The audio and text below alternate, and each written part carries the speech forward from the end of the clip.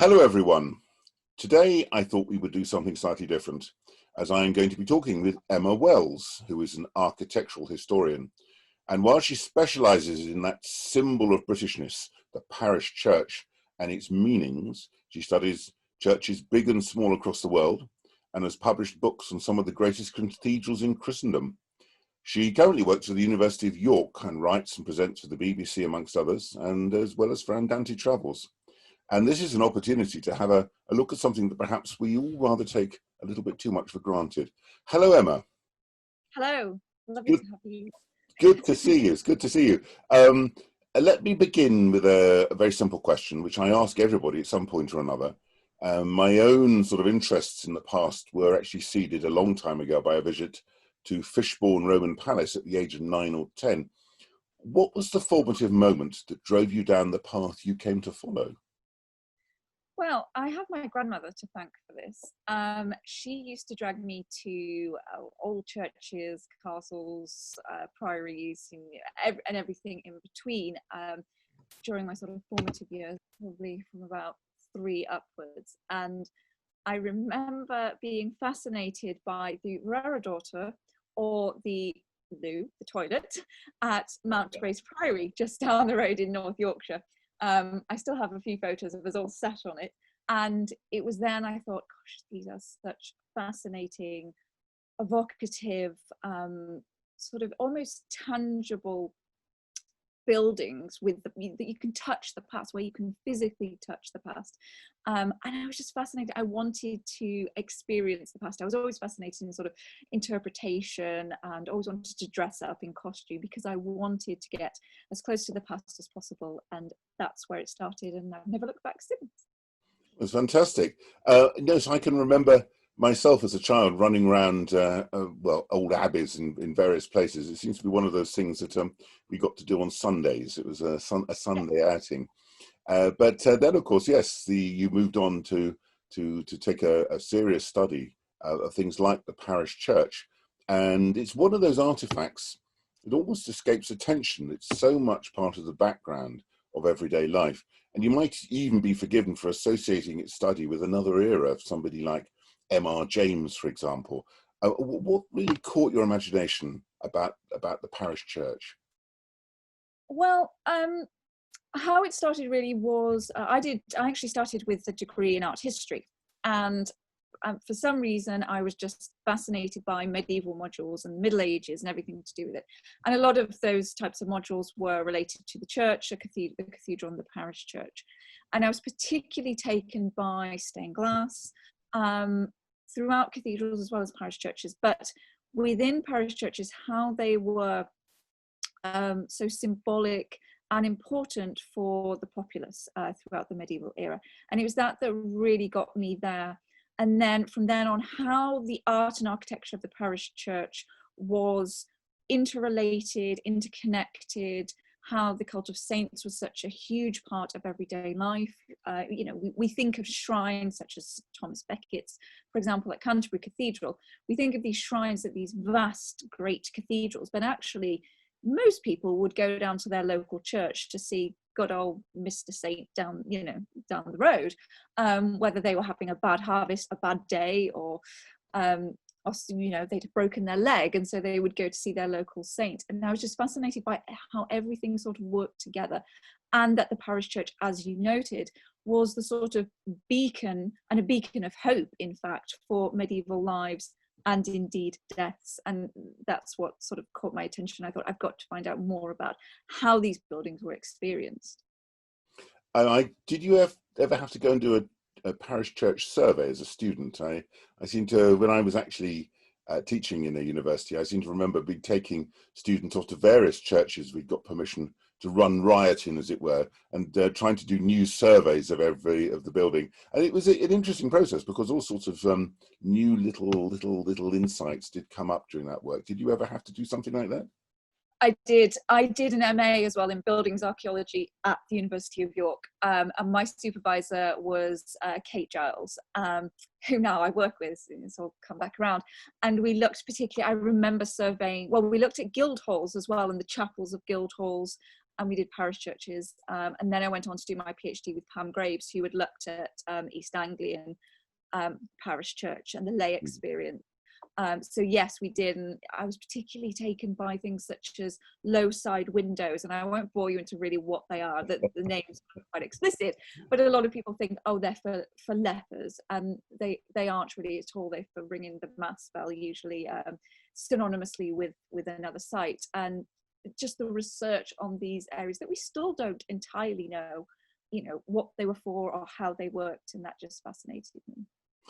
It's funny, really, they're everywhere. But one of the things that really strikes me, and having done a lot of the last few years, lots of driving around the United Kingdom for various reasons, what really strikes me is the prominence of churches, and particularly the bigger buildings, the cathedrals, the abbeys, into the landscape. And you could be driving along quite happily, looking at the countryside and the road ahead, and then suddenly you'll be coming up to a city, and the first thing you actually see is the cathedral, which must have been far more noticeable in the past, of course.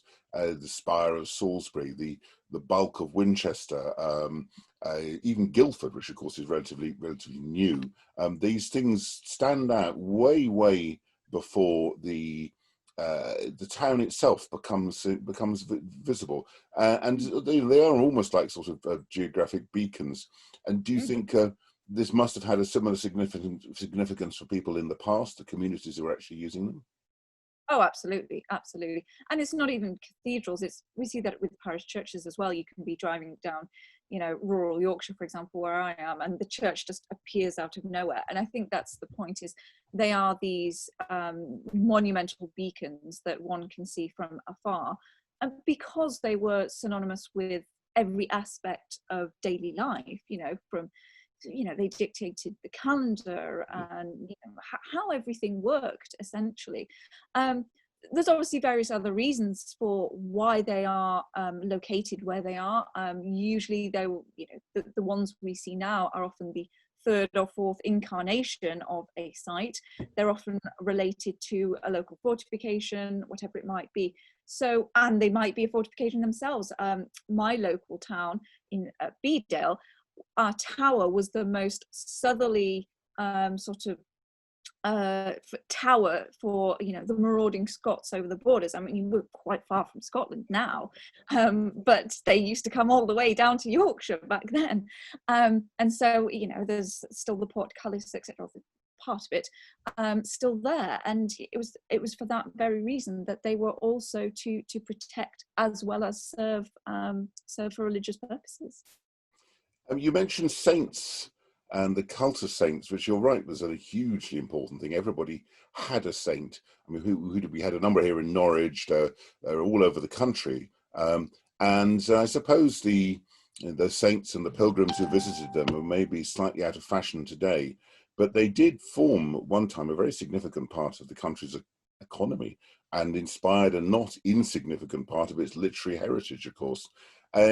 Today, when you're going around doing your work, what sort of aspects of that devotion survives today? What particular aspects do you come out, not just in the buildings perhaps, but in the places that they're situated?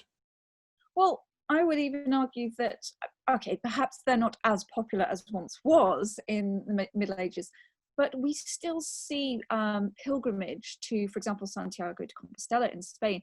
We see numbers of up to 350,000 people going annually. And England's Nazareth, which is Walsingham, 100,000 people going there. So, wow. Exactly, yes. Wow. And you get your passport stamped, etc., as you go on these journeys. So pilgrimage is a huge part of our everyday lives still to this day. Perhaps it has become more so, I know when I was writing my own book, Pilgrim Routes of the British Isles, it has become conflated perhaps with hiking and tourism. And a lot of the routes that we associate with particular saints, such as St. Cuthbert's Way, Pilgrim's Way, etc., now they are, which I suppose they were back then indeed, but they are sort of routes of that sort of go along past important tourist sites to bring in tourism, to bring in money to the areas, and that's great. But it's the same reason. So much of our landscape, in fact, particularly Britain, is still and was shaped by pilgrimage and the saints, whether it's chapels, whether it's hospitals or hospitiums as was, whether it's churches, etc. And it all sort of dictated how the landscape formed and was shaped. And still to this day, as I say, people are going on pilgrimage and seeing these sites still, still in their hundreds of thousands. So I think it's still shaping the way that the way the landscape is forming. It's still shaping how sites are developing, and how we build as well and alter the landscape. So it's certainly not just a medieval sort of pursuit. Something relevant for the modern day. It's interesting. Of course, I'm in Norwich, and Little Walsingham was just up the road. I do occasionally go up there with friends. They're always astounded to see it and realise that this is the only real holy city in Britain. I like Little Walsingham. I particularly like the Russian Orthodox Church in the old railway station with the little onion dome on top. Yes, I think that's wonderful. I have to say, I've been involved with sort of church archaeology for a while, and I would have said almost that 40 years has been something of a golden age of this particular sort of field of study. And many of the great cathedrals and churches of the UK, places like Canterbury or Winchester and Bath, they've all been dissected. We now understand the development of places like the Old Minster in Winchester by very extensive archaeological work. Of that sort of those sorts of types of project, what remains to be done in this area? Or put it another way, if you had the choice, what would you be doing in that sort of field? Well, that's a difficult question. You're right that sort of past 40 years has been a golden age, but there is still so much out there to discover, and we're discovering things every day. Church archaeology is quite a new discipline, really. I think for myself personally, I tend to take quite a sensory methodological approach. And my thesis, in fact, my PhD thesis, was on the sensory experience of pilgrimage art and architecture in the medieval church. So I'm particularly fascinated in the sensorial aspects of the medieval past, of churches, of buildings. We think, we always associate medieval Catholicism, let's just say traditional Catholicism, with the smells and bells, still to this day. But also then what happened come the Reformation.